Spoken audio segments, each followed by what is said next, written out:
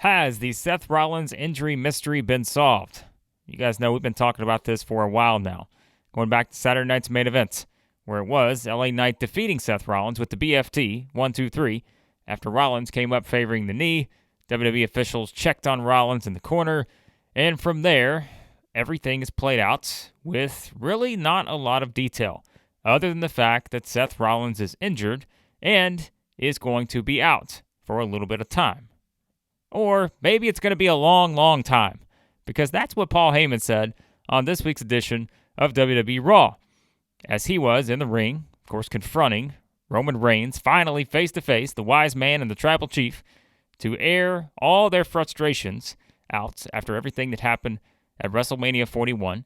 We finally had Reigns tell it like it is about Paul Heyman, and also take aim at what's been going on with Heyman's group of Braun Breaker and Bronson Reed, which, as I said, likely is going to set up a tag team match between Roman Reigns and Jey Uso, taking on Braun Breaker and Bronson Reed at SummerSlam.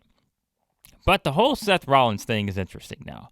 And if you start to, I think, piece everything together at this point, there is one thing that, again, does stand out to me above everything else, and that is the total lack of detail here as to what is actually going on with Seth Rollins' knee and what is actually going to be the time frame for when he will return.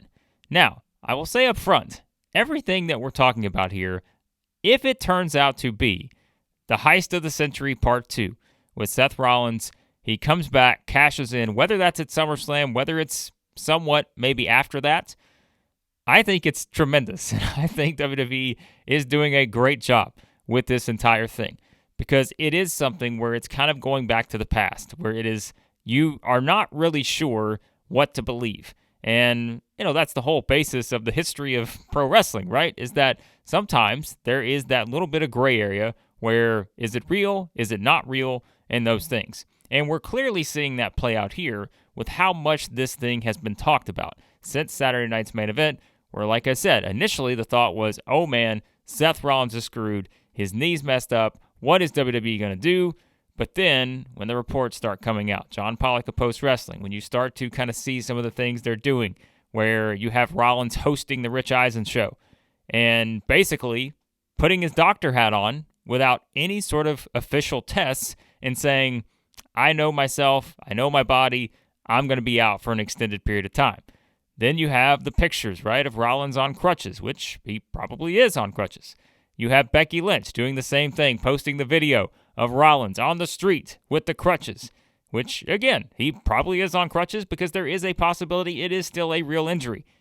But there are some other things here that you start to look at and feel like WWE has found themselves in a situation where this is something they can use to their advantage. And clearly they have to this point.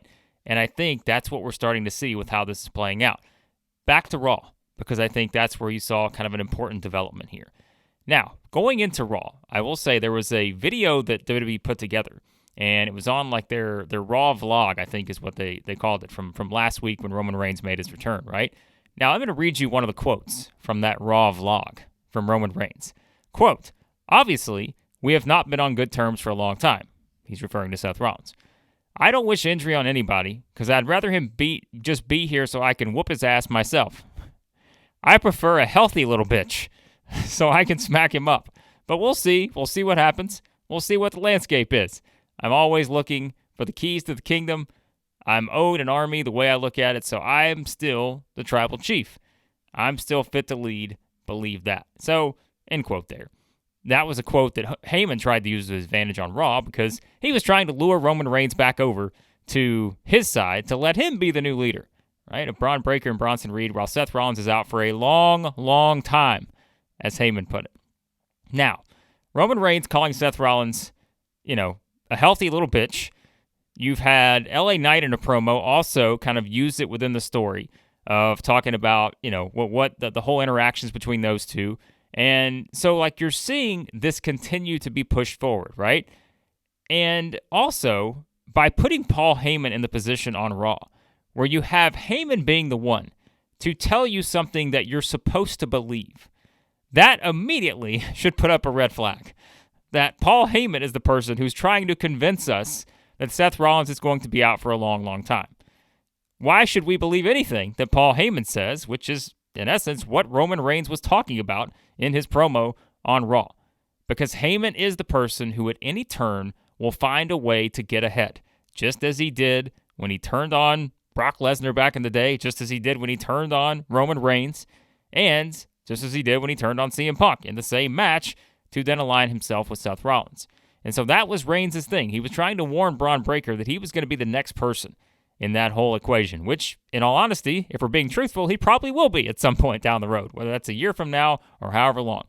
But I think the interesting thing here is that when you think about just the vague nature of this entire situation, where it is initially, Triple H is bringing up Rollins is going to go for the MRI, right, in Birmingham of all places, right, the specialist capital of the world when it comes to these WWE injuries. And so he's going to go there, but then that's inconclusive, as, we sort of talked about. There was no real detail. Rollins said, we got to let that knee go down a little bit, which is something that happens. I think that was, again, a lot of people have been trying to sort of play doctor here in this role, which I get it because we're trying to figure out what the hell is going on. But still, Rollins is like, hey, we're going to take a week or two, got to let the swelling go down until I get the official results. So, yes, that makes sense. But at the same time, still, there is no time frame. Whenever Rollins talks about it on the Rich Eisen show, there's still no specific time frame when Paul Heyman brings it up on Raw. And so, as we always say, it's all about the tiny little details here. And I think the lack of the tiny details is what's interesting to me and what sort of catches you in a position to be like, all right, they are cooking up something pretty special here. Now, will we ever maybe know the specifics of this whole thing? It's possible. I'm sure, when people doing podcasts down the road and all that, we'll find out exactly how this went. But I do love the idea that they are using this, whether Rollins is actually injured, which I told you when we did the first video on this. I think there is probably some truth to that, where Rollins maybe was dealing with something where you kind of wanted to remove him from the situation for a little bit, but maybe it was not as serious as they are leading us to believe, right? And that's how you use it to the, to your advantage in the story, because you're talking about the guy who's holding the Money in the Bank briefcase. And that is where the unpredictability comes in, and it's also where the history of Seth Rollins comes in for two reasons, right?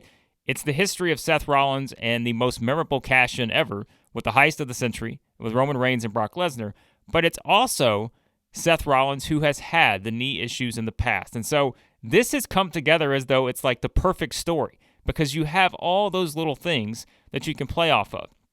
And I know it was mentioned in the comments on one of, on the previous video we did on the Rollins thing. Yes, like the whole idea that Heyman and they were bringing up this whole plan B and all of this other stuff. That was something that I just simply forgot about. I went back and watched it, and I'm like, oh yeah, well, we should have thought about it then and been like, hey, that is absolutely a scenario here where you see this playing out and you realize that, okay, there are lots of ways that they are trying to kind of put this in motion. And something else I think that is important. When you have Heyman saying he's going to be out for a long, long time, you have Rollins being seen on crutches and all this other thing. Where is the public outcry from the wrestlers, from other people saying, how dare you question a legitimate injury to someone, in our sport, right? We've seen that before, but this is something where I think because you do have sort of that lack of, sort of just public discourse from the other people who have been in Rollins' shoes. Is it because they know something we don't? These are all things that have been sort of bantered about since this injury happened. And that's why I find this whole thing fascinating. And again, it's why I am absolutely hooked, because I think this, if they execute this and use this, as I said, for a situation where we don't know exactly what is going to happen here, because again, we don't know the details. And that is the tiny little detail, right? It seems kind of odd to say, but the tiny detail in this story is that we don't know all the tiny details. And so that's what makes it a little more unpredictable. And as I said, it's unpredictable because it's Seth Rollins. It's the guy who the last time he held that Money in the Bank briefcase, it was one of the more unpredictable things. And so you have Heyman, who is the conniving heel. You have Seth Rollins, who has clearly shown that he will go to any lengths, this version of Seth Rollins, to get what he wants, and that is the World Championship, but also the power. And also keep in mind here, with CM Punk and Gunther, right? There is no hint that they're even going to mention Rollins in the same sort of, breath as those two leading up to the match. Because why would they? Because we've already been told that he's going to be out a long, long time. So that, again, puts you in a situation where the guards are let down. Gunther's not thinking about Rollins. Punk's not thinking about Rollins. And it's the same goes for Cody Rhodes and John Cena, where there is no Rollins. They're not thinking about him. They're thinking about, hey, this is the rematch from WrestleMania 41. Cody's trying to get his title back. Cena's trying to retire as the last real world champion, or last real champion, whatever he's calling himself. And so I just think it's a beautiful setup here, where you do have this scenario now, where I don't know exactly how they're going to pull this off. I don't know how they're going to execute it, because like I said, we don't know all the details as to when Rollins is going to come back. Everybody thinks it's going to be at SummerSlam, but is that too predictable now? With all the talk about everything that's going on, do they do it another time? I'm not sure about that, because you do have all this buzz for people who are starting to maybe look into this and be like, all right, I'm seeing a little something fishy here. SummerSlam is the place, right, that you want to kind of have that huge moment. And I think that obviously you have options for either of the two matches, the two championship matches at the top. And so I think what we saw on Raw is that Paul Heyman, and the way he set this up, is that you've clearly got a situation where they are not revealing the specifics, any of the details. Now, you could counter-argue and say, well, it's because they haven't really gotten the official test, right? Because they had to let the swelling go down in the knee. Maybe that's it. But maybe, just maybe, in professional wrestling, this was the perfect opportunity for WWE to put something together that will, frankly, be very, very memorable depending on how they execute it. And that's why, as always, I love this stuff. I love the idea that we can try to figure out exactly what they are trying to come up with. And that's the fun of it all. Like I said, this is like me talking to my friends saying, what do you think? What do you think? Because there are a lot of different theories out there about how they could do it, about what is actually going on. And for me, that is kind of leaning into the realism of the past. Back in the kayfabe era and all that, you didn't know, all right, this is real, is it not real? But then it's also adding in some of these newer elements, with stuff like a device like the Money in the Bank briefcase and those kind of things, using the online, world to be able to push your story forward and all that kind of stuff. So I think what they're doing is really, really good at this point. Like I said, if you're going to still try to pick a side on this thing, I feel like we know kind of where this is headed, but it's really just a matter of how do we get there? And that's the fun of it all, is how do we get to the destination of Seth Rollins returning, and when will that be? Is it going to be as simple as he comes back at SummerSlam, tries to cash in on someone, any of those four that we mentioned, or does it play out a little bit longer? We don't know, but I think that's the whole point, is that the suspense is building and building, because even though we hear Seth Rollins say he's going to be out an extended period of time, we hear Paul Heyman saying he's going to be out a long, long time, those two would never lie to us. They would never not tell us the truth, right? Because they're not the top heel faction in WWE. So it's all coming together, and I think it's going to be fun to see how it plays out. You guys let me know what you think.